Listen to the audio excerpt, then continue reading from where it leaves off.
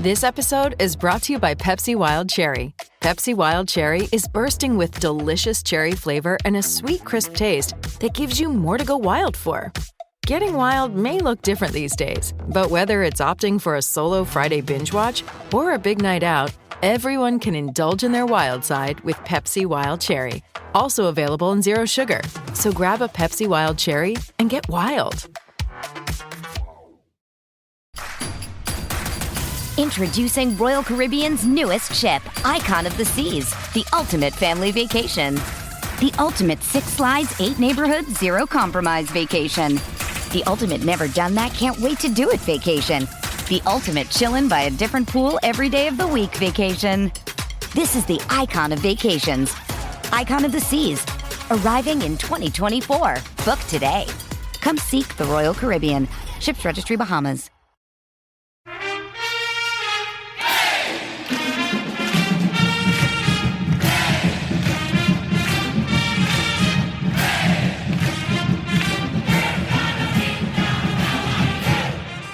When I committed here, I said I wanted to help continue the Duke legacy. I said I wanted to help Coach Shire build the foundation. I said I wanted to leave a legacy of my own. I meant what I said. Same dynasty, new legacy. I'm not done yet. See you next year. Hello, Duke fans, and welcome to Duke Basketball Roundup Emergency Podcast, number 511. We have to get right into it. I'm your host, Sam Klein. I've got Jason and Donald here. Jason is home. Donald is somewhere where the internet doesn't work well enough for his camera to turn on. But Donald, say hi. Hi, I'm in Cancun. This is awesome, except for the internet. Everyone says that about Cancun. It's so crazy. Jason Evans, also here. Oh, man. What a day of Duke news. I mean, literally in the span of, I don't know, a half hour, we had two, arguably, perhaps the two biggest stories of the offseason. Like, boom, boom. It was crazy. Those two stories, in case you missed it, if you haven't been on the internet, if this is your first time on the internet today, two things happened today that started to be rumors, I think we can say last night. All right, wait. Hold on. Sam, I'm going to jump in first. I'm going to go ahead and say this. This is about to happen. I got word. Not mine. Okay. Sources. I got word shortly after we got off the air with our podcast yesterday talking about Jeremy Roach, in which I had spoken extensively about Mackenzie Mgbako. I got word that Duke and Mackenzie Mgbako was starting to come apart, starting to fall apart. I literally barely believed the news. I checked with a few other people who know things. They were all like, really? I don't know. And I went to bed last night thinking, okay, this story may not be true. I'm hoping it's not true. And then I woke up this morning and it was true. And I apologize to all of you listeners that I did not clue you in on it. I didn't feel like it was sourced well enough or properly for me to talk about it on an edition of the podcast until it happened. but let's talk about the other piece of news first, Sam, because I think it's a way bigger story for Duke. So there are two pieces of news. One, as you mentioned, is that Mackenzie Mgbako is actually Mackenzie back out of his commitment to Duke.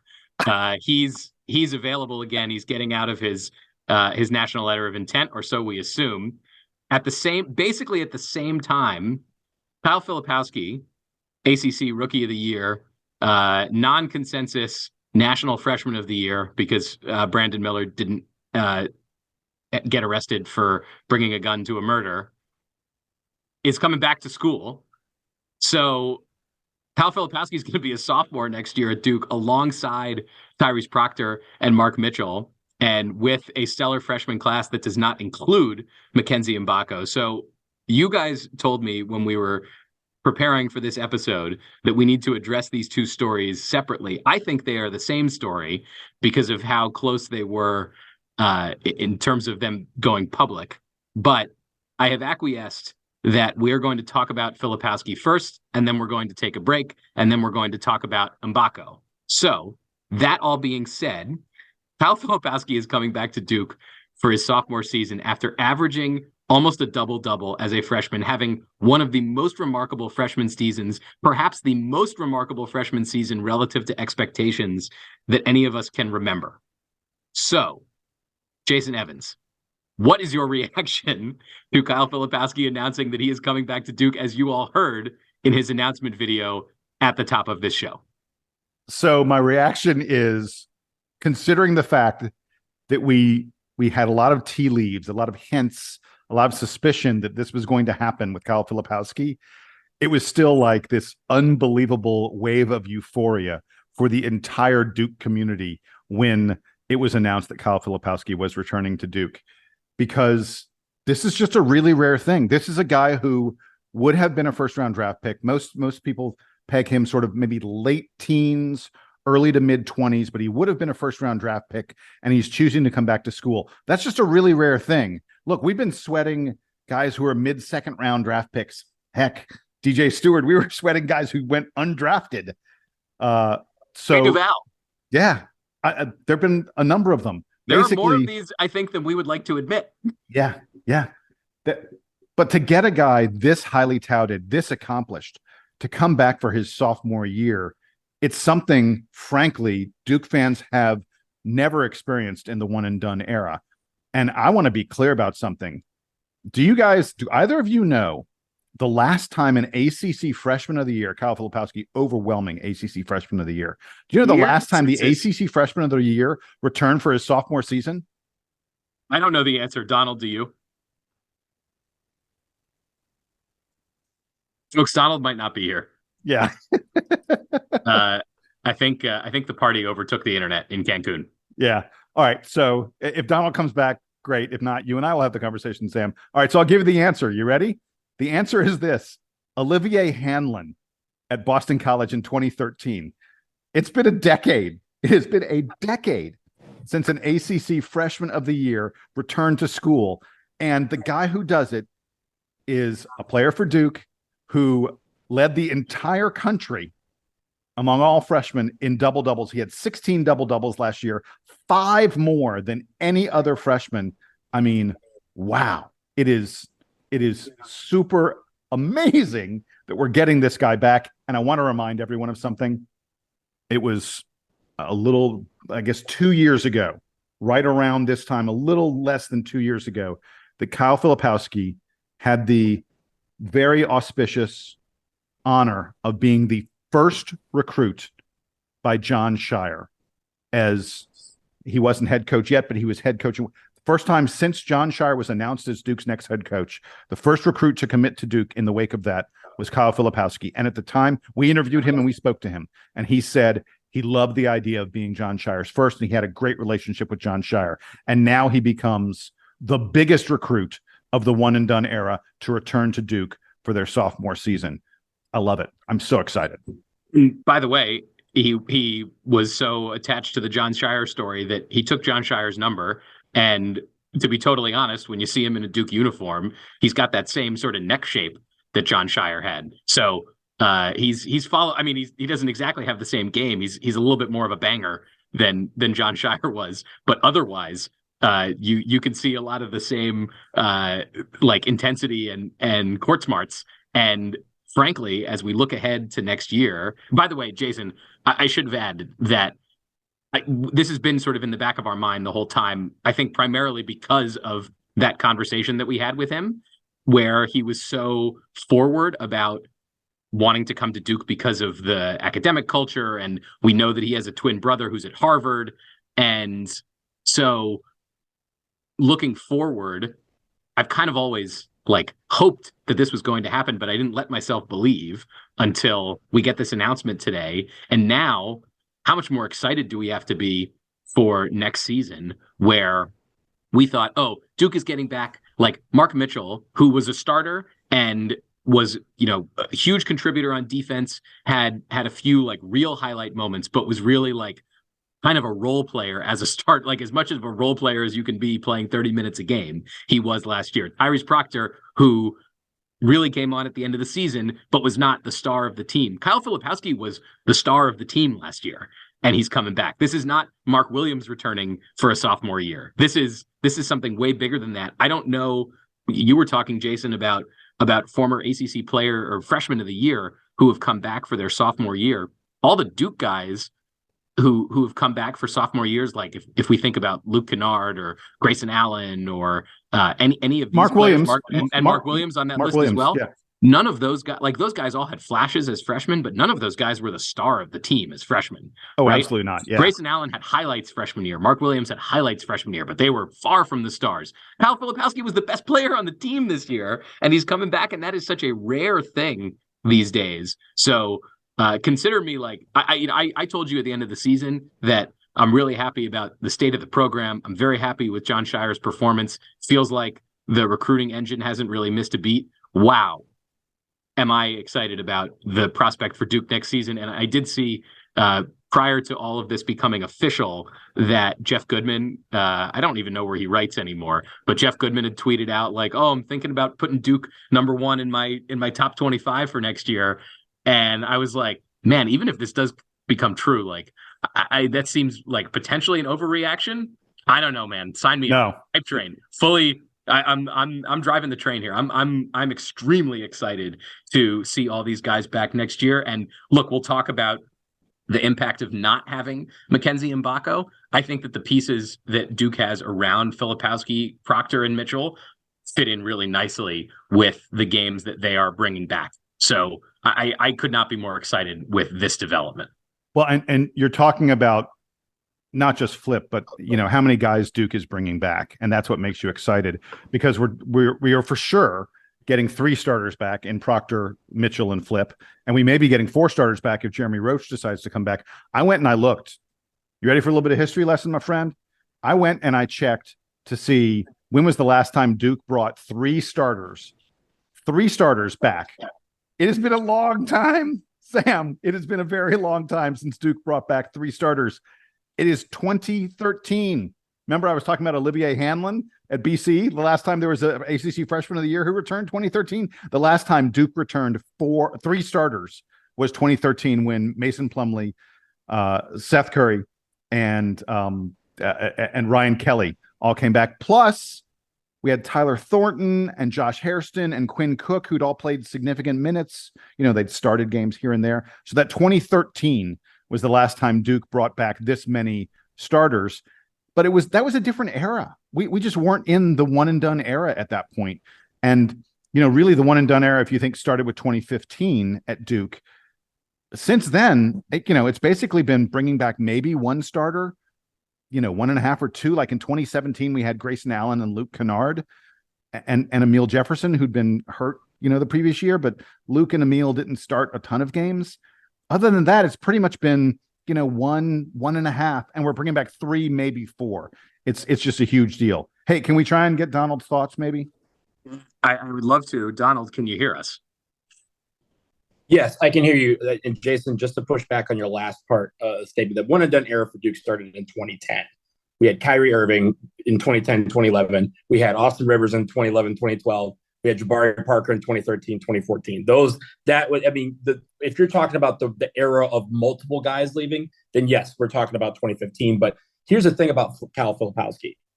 Kyle Filipowski, when he comes back, is going to get probably preseason All-American nods. He's going to get votes for preseason Player of the Year, National Player of the Year. Definitely is the front runner for preseason ACC Player of the Year. When's the last time that's happened? I think it might be Jason Williams when he came back for his junior season in 2002. Like that, we're going back that far for a guy who was consistently one of the better players in the nation last year, one of the best freshmen in the nation last year. In fact, won a couple of freshman awards and is coming back for his sophomore year in a Duke uniform. It's been a long time since we've had that kind of euphoria. And guys, I was on the plane when this happened. So let me tell you, I had to kind of stifle my cheers here because I didn't want to get thrown off of a plane at 35,000 feet. But I think when you talk about Kyle Filipowski and what he brings to the table, it's a no-brainer that he was the biggest recruit that we have coming in for next season. Him coming back for a second year, which, as you guys mentioned, he mentioned on our show he wanted to be more than a one-and-done guy. Clearly, that was before he had the season that he had. But for him to stay true to that and kind of say, hey, I have unfinished business. I want to go for national championships. I want to go for all the accolades in the world. And in 2023 or 2024, the NBA draft is going to be weaker than it is this year. He has an opportunity to move from the late first round into a lottery pick. And maybe if he has all of these accolades that I just mentioned, maybe he's in the top 10 and top 5. That's how big his ceiling is. And I think also, I'm just really, just in a selfish manner, I'm just super excited to see, sophomore Kyle Filipowski and what he can do, what he's learned from this year, the times that he kind of struggled this year, and from that grew into the player that he became. I'm really looking forward to a whole another season of him doing that. So absolutely ecstatic for Kyle Filipowski coming back, not to mention with the other guys coming back, all the other returning stars, and possibly a Jeremy Roach adding that to the picture. This team has the tools to really, for the first time in the John Shire era, they can go for it. They can go for it all. Not necessarily we're Duke. We try to win every year. But this is the team that can actually go for it and have the pressure and the expectations, and let's see if they deliver. Well, thinking about that development for Filipowski and not just what he does next year at Duke, but positioning himself for the draft potentially after next season. And look, if he's coming back this year, I can't ever rule out that he's, coming back for a junior year. But as we look ahead to the summer, he's still on campus if he's in classes and stuff. The team are all there for a few more weeks before finals. Then they all sort of go home in May, and they'll come back to campus at some point, I think in June, to get into real off-season workout mode. And we talked about when we were saying that, Mitchell's coming back, Proctor's coming back. Here's the sort of stuff that they're going to be working on for next season. I think we talked a lot about Mitchell's shot making and shot creation. But Jason, when we think about Kyle Filipowski, on a stats level, 15-9 is pretty hard to improve upon for a sophomore year. But we did see this year a number of places in his game where he needs to mature, not just at the college level, but to prepare for the NBA. So when you look ahead at his sophomore year, what kind of news and leaks do you want to hear from the summer about Kyle Filipowski in the weight room, on the basketball court, working on defense, working on footwork? What are you most excited to hear that he's doing over the summer? So a couple things. I sort of identified 4 areas that I feel like I'd like to see Kyle work on over the summer.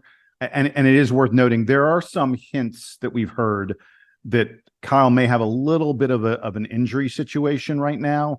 In fact, there's some talk that maybe one of the reasons he made the decision he made was that it was going to be tough for him to do the right kind of draft workouts for NBA teams, because he's, it's not uncommon for these guys in sort of the late spring, early summer to, if there's something nagging a little bit, you may need to get a little work done on it. So I think we may hear about that from Kyle in just a little bit. So Jason, it was what I've been hearing is that he was already leaning towards coming back. It was the injury that kind of made it possible, essentially. Like it wasn't the injury that prompted him to think, I should come back. It was the injury that said, I'm already coming back. So since I can't compete in these workouts, I might as well just announce. So with that in mind, these are the sort of things that I said that I feel like I want Kyle to work on. One is the first one is a physical thing. I want him to get stronger, but I also want him to work on getting a little bit quicker. He was pushed around a little bit in the post, but I think to me the bigger issue for Kyle is if he's going to play the 4 at Duke, which it looks like he is, if he plans to play the 4 or the power forward in the NBA, which is what he clearly is planning to do, he does need to get a little bit quicker. He needs to get a little bit better at moving his feet defensively, not getting into foul trouble. So that's number one. That's an obvious one. I think everyone can identify that. I'd like to see him work a little more in the post. He's a 7-footer. He's going to have 6'7", 6'8", maybe 6'9" guys guarding him pretty much all the time. He should abuse teams in the post a little bit more. He was good at that at Duke as a freshman. I want to see him do it even more now as a sophomore. Jason, let me interrupt you here just very quickly. You said that he's mostly going to be playing against guys next year who are smaller than him, but he does have, assuming that he doesn't transfer, Christian Reeves on the practice squad. And yes. So Christian Reeves can the most value that he can bring to Duke next year is standing in the way while Kyle Filipowski works on post moves against him, because Duke has a appropriately sized guy on the bench for him to practice against. And we don't know, right? If Reeves doesn't expect, I think, to get much playing time next year, but I guarantee you that if at the end of the season Flip has become a really awesome down low offensive big man, he will be crediting the work that he did with Christian Reeves behind the scenes for that. I'll also throw in the name Sean Stewart. I think Sean Stewart would be a great one for him to work against, just someone who's also very physical and very athletic. So that was the second thing, was getting a little more in the post. The third thing I have for Kyle Filipowski is, and this is going to seem weird, his usage rate last year was 28.8%. He took more than 28, almost 29% of Duke's shots when he was on the floor. I'd like to see that lower a little bit. I'd like to see him, he only averaged 1.6 assists per game. I think teams are going to focus on Kyle Filipowski. I want that assist rate to go up a little bit, and I want his turnovers. He averaged 2.5 turnovers per game. If we can bring those turnovers down, even get it down just to 2 turnovers per game, I think that will make a difference for Kyle Filipowski. And then the last thing, and this is another obvious one, everyone could see it. Kyle Filipowski took a lot of threes, only hit 28% of them last year. If he's truly going to become a NBA lottery pick, if he's going to become a guy who the NBA really sees as a potential future all-star, as a power forward, he's going to have to develop that outside shot a little bit better. He's going to have to find a way to hit well above 30%, hopefully more like 35% of his three-pointers, and I think he's capable of doing that. Jason, I'll make the outlook a little bit more dire. If he doesn't manage to shoot over 30% from three next year, he's going to have a very hard time sticking on an NBA team, because power forwards in today's NBA have to be able to shoot threes, and they have to be able to do it at least passably. So I wonder, even if, as he's sort of making those priorities, and look, I am sure that this is an ongoing conversation between him and John Shire and Emile Jefferson, that he has to be a good shooter next year to solidify his draft position. I don't think it's the difference between being a starter and being an all-star in the NBA. I think it's the difference between making an NBA roster and being a two-way player. Oh, I don't know if I'd go that dire, because I think he has skills and size and things like that are going to assure that he's on an NBA team. But I mean, the bottom line is, look, we're saying the same thing, which is that he's got to improve that 3-point shot. He's got to get maybe a little bit quicker at it to really become all the player he can be. And that's everyone's goal for Kyle Filipowski, and it'll be good for Duke if that happens next year. All right, so that's enough on Filipowski. We're going to take a quick break, because we honestly, real time, just don't know what the status of Donald's internet is. If you're in Cancun, please, I don't know, don't rescue Donald. I feel like he's probably having a good time, but maybe go hang out with him, because this is probably a sign that good things are happening. I'm having a great time. I'm having a great time, Bob, for this internet. So let's go take a break, and then we'll get to Mgbako, and then maybe I have some things to say. Okay, well, let's take that break now. Then stick around.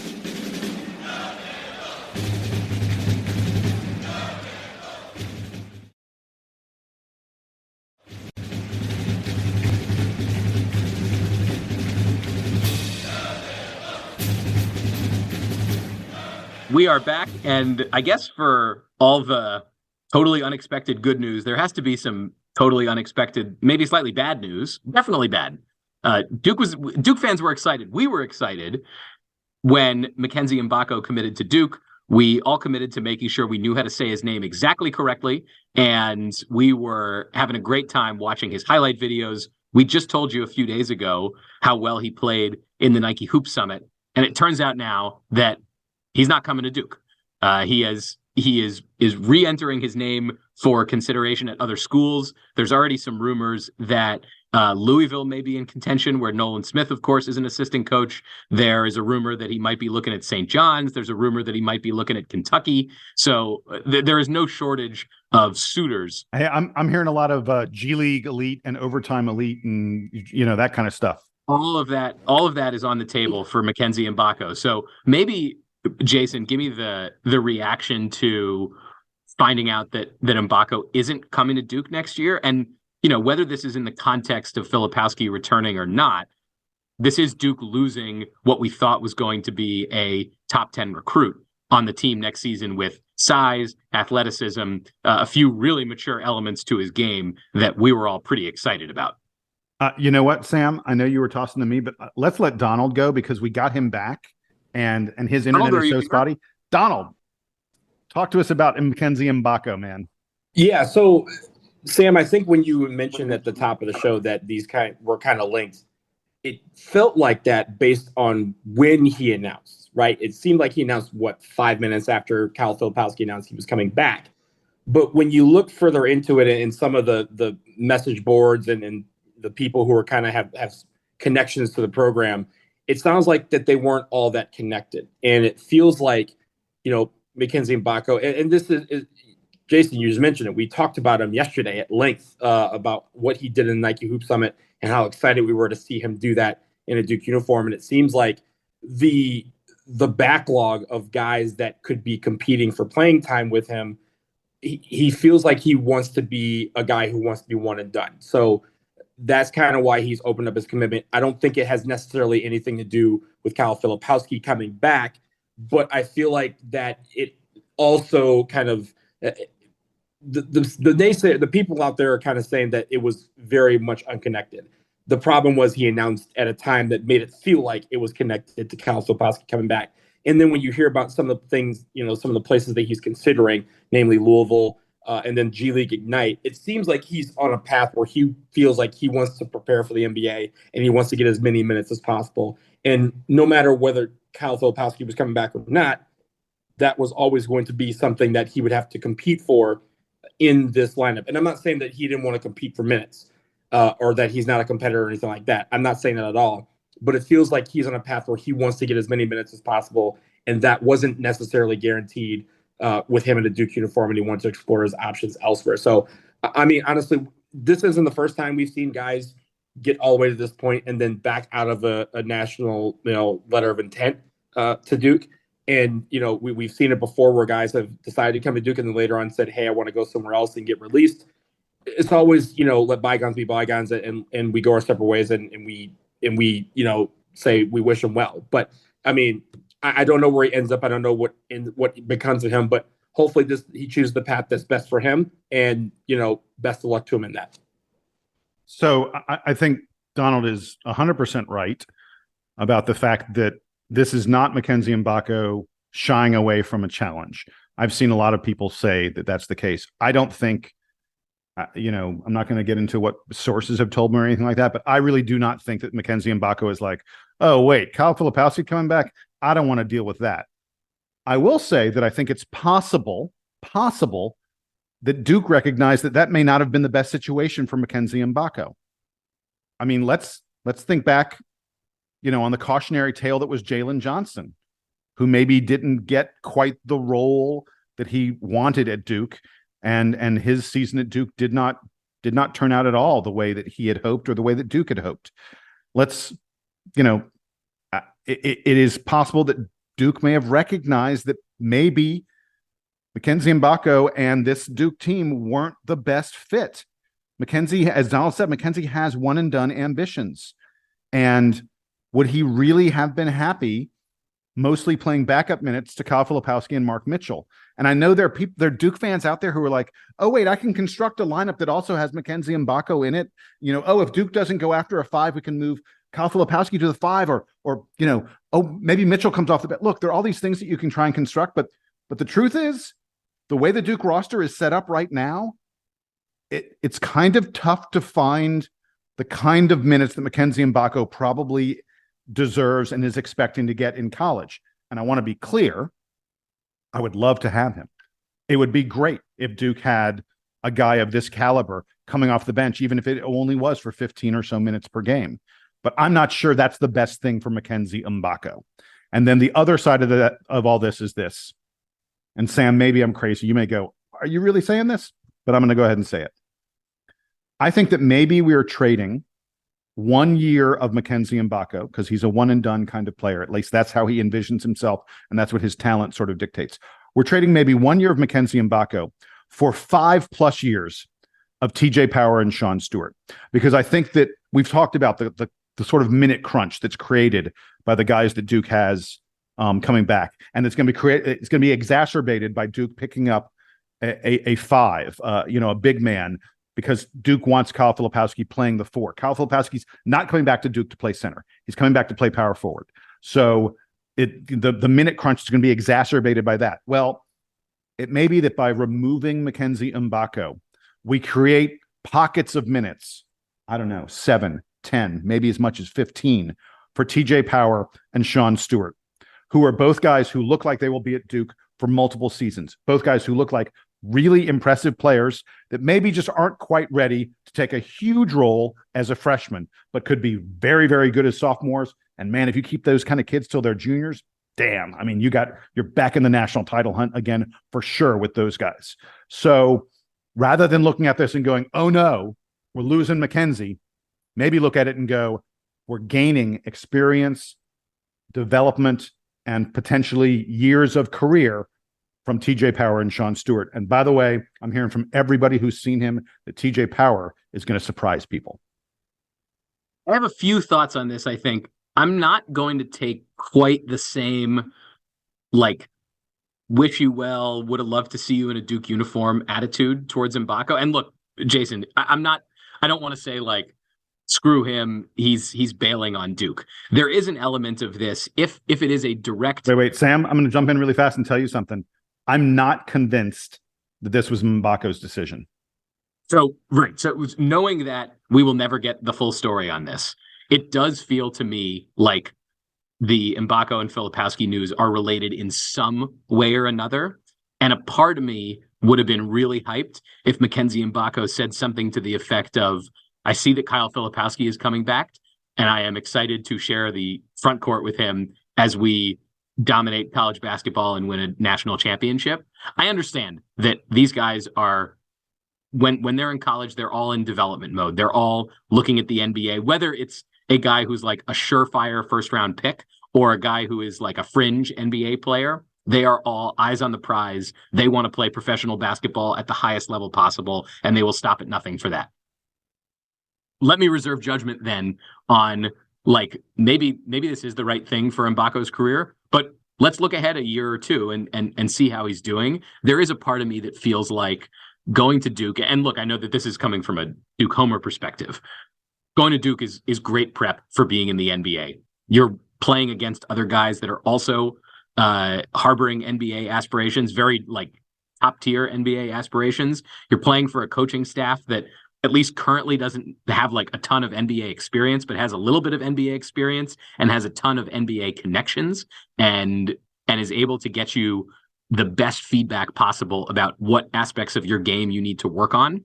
And you're in a program that has as many connections as anybody in terms of, hey, here are all these GMs who like Duke guys, who want guys who have been through this program. The program is set up very professionally. So it's hard for me to envision that there are many places that are definitely better to prepare you for going to the NBA than being at Duke. Maybe that's the case at Kentucky. Maybe Rick Pitino's going to turn St. John's into that, but there just aren't that many programs. All that being said, I don't know if this is the right move for Mackenzie Mgbako. I am looking at the roster, Jason, and I kind of come to the same conclusion that you do, which is, one, generally speaking, I will trade almost any player for sophomore Kyle Filipowski, especially any player that had any chance of being on next year's Duke team. If this is a one-for-one trade, I'll take it. And looking down the roster, I think you make a potentially really valid point that there are more minutes available now for other players. Let's see how all of them do. It is going to be a little bit, depending on if Duke is able to get a center in the transfer portal, it'll be a little bit of a weird roster construction if Jon Scheyer insists for his NBA development on putting Kyle Filipowski at the 4 so that there is somebody maybe slightly smaller than Kyle Filipowski technically playing center because Ryan Young's not playing 30 minutes at center next year. But you know what? If that's the biggest problem with Duke's roster, I think Jon Scheyer will take that, especially in an era where it's so hard to build a roster with exactly the type of players that you want. Even if Duke doesn't bring in a center, I actually feel pretty confident that Jon Scheyer and his staff like what their roster looks like. So we obviously will see, right? We don't know how Flip is going to play with any of these guys. We don't know we don't know much about what we're getting in TJ Power because we haven't gotten to see him much in the, in the spring All-Star circuit. And if you take my view on things, all these recruits sound great on paper. I don't really care until I see him in a Duke uniform or until I see him on a college court playing against other college players. But this could actually work out really well for Duke in terms of roster construction. So, Sam, two things I would say. The first one is this. You mentioned that you wish Mackenzie Mgbako really wanted to come to Duke, even if he was going to get limited playing time. There are simply some players who, the way their game works, they need to have the ball in their hands a good bit. They need to get, multiple minutes, like minutes in big chunks, that their game just doesn't work as a complementary kind of player. So, and I've heard from people and just based on watching him and such that Mackenzie Mgbako is kind of that kind of player, and that the idea that, we'll plug him in for 5 minutes here and there and he'll be, the third option on the floor. That's really not a great way for Mackenzie Mgbako to develop what he's going to be at the next level and be what he can be in college. So in that regard, Duke doesn't make sense for him. And then the other thing is, this kind of thing has happened to Duke in the past, as we've mentioned. And every time it does, it sort of feels like it works out. Like we lost Boogie Ellis because Cassius Stanley committed to Duke fairly late. Cassius Stanley turned out to be a better college player than Boogie Ellis did. We lost Henry Coleman when Theo John came in. Frankly, I love Henry Coleman as a person, and I'd love it if the guy was still in the program, but let's be honest, Theo John was more valuable to that team than Henry Coleman was. And frankly, it's that same spot is now being taken up by Ryan Young. I feel like Ryan Young did things last year that Henry Coleman probably wouldn't have done. Every time this kind of thing happens, I feel like it ends up working out pretty nicely for Duke. So I'm not going to get that upset about it. Butterfly flaps its wings and Cassius Stanley throws down a few mean dunks. There you go. Baby. Like that's how it works here. So, all right. Well, with that, let's go ahead. Let's get Donald in one more time. I think Donald is trying. Can you say anything? Yeah. So there's a couple things I wanted to point out. One, I think we have the Jalen Johnson situation, right? Like, I think one of you guys mentioned it again. Apologies because it's been spotty. I don't think we have that kind of situation. However, it's better to find this out now than to find this out in January, right? Like, I'd rather have someone understand, or at least, a mutual agreement that, hey, this is not the best situation and maybe we need to go our separate ways. I'd rather they find this out now than before he shows up, goes through the whole drill, and then in January figures out he made a mistake, or at least thinks in his mind that he made a mistake, and whatever happens, right? And if you remember, that used to happen a lot. We used to have guys that would come in, and in December, back in the old rules, they would transfer because they were like, hey, I made this mistake and I'm not even going to complete the rest of the season with this team. I want to move on and let's do it right now. And it's funny, in a lot of these years that we won national championships, we had guys who, transferred mid-season in those years. And I think now it's better to just say, hey, if this is not going to work, and Jason, I agree with you. I think this might not be a situation where it's 100% Mgbako saying, hey, I need to move on. It might have been, Duke in a way saying, hey, this situation may not be as good a fit for you now as it was yesterday. And now we should examine our options, and you should examine your options. But at the end of the day, the biggest thing that happened today, we got the biggest recruit in the entirety of college basketball, and his name is Kyle Filipowski. Preach, baby. That's what I'm excited about. He's the biggest recruit. Him coming back means that Duke is a top 3 team, maybe number 1. You could put us number 1 if you want. I'll take that target and put it on my back because we already have it. But Kyle Filipowski coming back trumped anything else that happened today or throughout this entire process, because I think with him back in this lineup, we are a very dangerous team. And you're looking at, with Tyrese Proctor, you're looking at a guy who's going for National Defensive Player of the Year honors, ACC Defensive Player of the Year honors. He's going to be one of the best point guards in the country. You might have Roach come back. You have Mark Mitchell coming back, who, again, could also be competing for those Defensive Player of the Year awards. And then you have Kyle Filipowski, who could be the best player in the entirety of college basketball next year. And if we have all those guys on this team, coupled with this incredible class that's coming in, keep in mind this class is still incredible without Mackenzie Mgbako factoring into it. If you have these guys coming back and they can gel as a team, like I said, this is the first time in the Jon Scheyer era, and again, we're in year 2, that he can say that we should go for it. We should go for every single prize. We should walk in there like we're the big the big sticks of the entire valley, and we should go get some titles. We should raise some banners with this championship squad. That's what the goal is this year. And now we have that pressure. Now we have that expectation. I am so thrilled to have that target back on our backs in a big way. Let's see what this team does with it.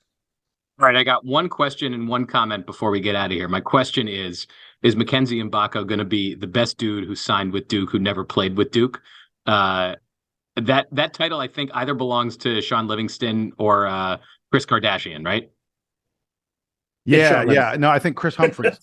I think Chris Humphries is sorry. Excuse me, Humphries. Yeah, it's either Chris Humphries or Sean Livingston, and I don't think that Mgbako quite gets to their level of play. Both those guys were longtime NBA players, very good NBA players, and I'm not sure Mgbako ever quite gets there. So we'll see about that one. Hang on. No. Chris Humphries is not in that list. There's one guy on that list. His name is Sean Livingston. He is by far the best player that has signed with Duke and never played. He's a multiple NBA champion. He's been on a ton of teams, and he has led some of those teams throughout the year. And despite the fact that he had, one of the most gruesome injuries in NBA history and came back from that, the drop Chris Humphries, whatever his last name is these days, off that list. It's Sean Livingston. All right. My final comment. If Mackenzie Mgbako enrolls at St. John's, as is rumored right now, where Rick Pitino is now coaching. No, Louisville's the bigger rumor. I'm telling you, Louisville's sure. the bigger rumor. I understand that Louisville's the bigger rumor, but St. John's is in the mix, it seems like.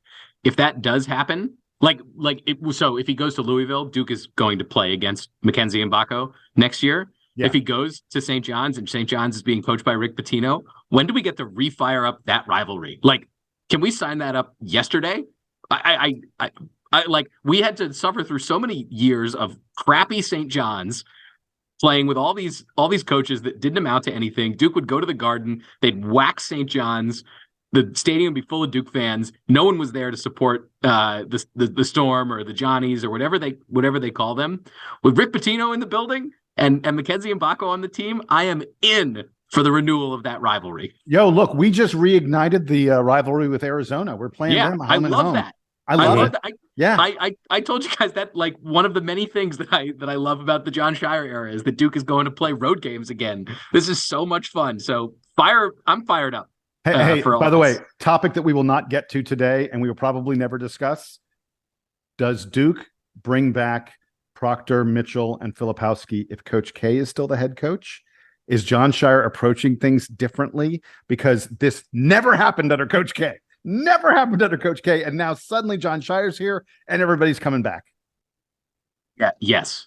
I believe yes is the answer to your question. Okay. But maybe we'll touch that later. That's actually a fun hypothetical that I think we could spend another 15 minutes on. It's the kind of thing that I would love to get a guest who could maybe think about it a little more deeply than we can.